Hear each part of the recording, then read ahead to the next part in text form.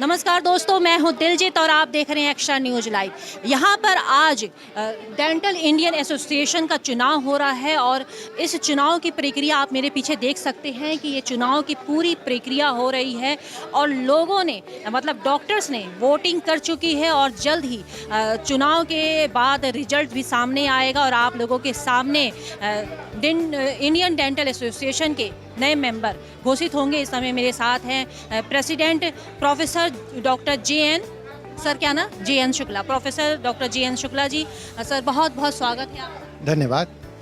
जो आज चुनाव हो रहा है इसके बारे में कुछ विस्तार से बताइए। हमारे लगभग 168 मेंबर्स हैं इस समय और उसमें से इस बार 140 आसपास लोगों ने कास्ट किया है वोट और 5 एग्जीक्यूटिव मेंबर्स के लिए इस बार इलेक्शंस हो रहे हैं। बाकी नॉमिनेट किए गए हैं। लगभग हम लोग 12 कमिटी मेंबर्स हैं। डॉक्टर साहब, एक चीज़ ये जानना था कि ये association Indian dental association work कैसे करता है इसमें?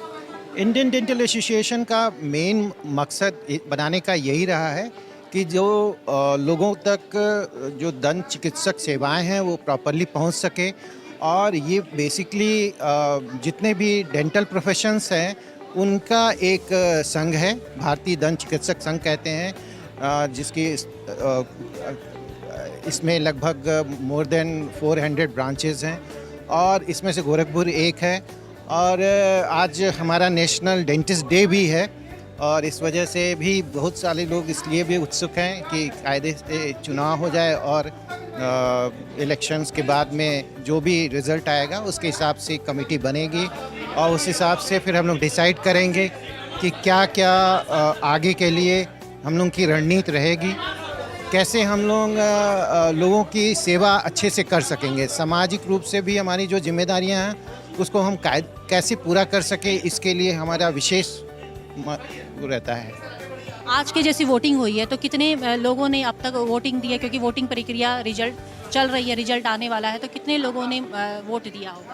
जैसे मैंने बताया लगभग 168 मेंबर हमारे पुराने थे। इस बार भी नए और बने हैं लेकिन उनका इस बार वोटिंग का अधिकार नहीं मिला है।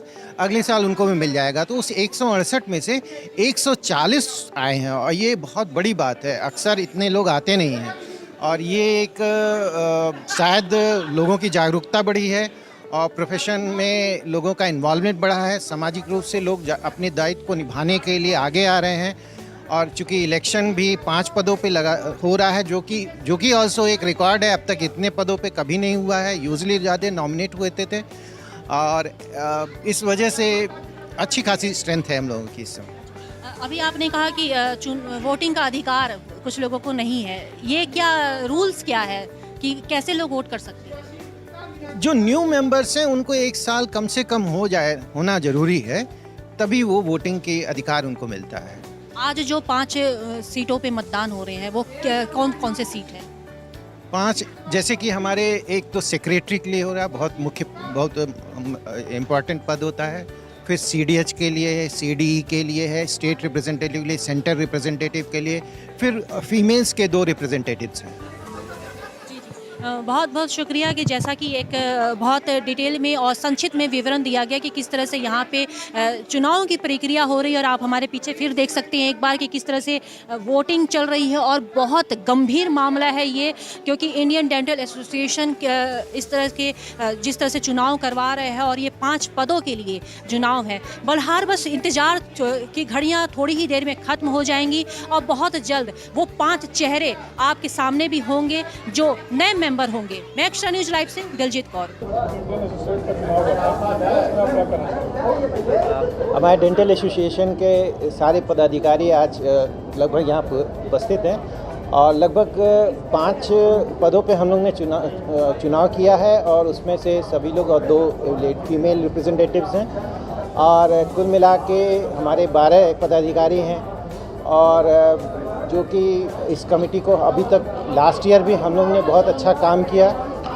हम लोग ने पूरे स्टेट में हमारी फर्स्ट रैंक आई।